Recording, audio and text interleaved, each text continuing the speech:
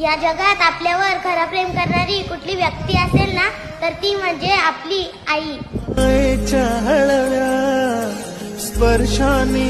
या जगात सर्वात मोठा सण म्हणजे कुठला रे? 14 एप्रिल म्हणजे भीम जयंती.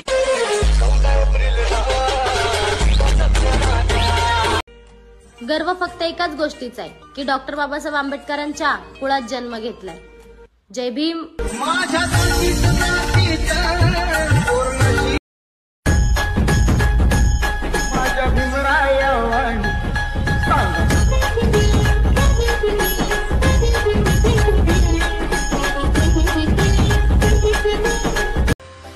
हम पैदा ही उस खानदान में हुए हैं जिसकी ना तो कलम कमजोर है और ना ही तलवार.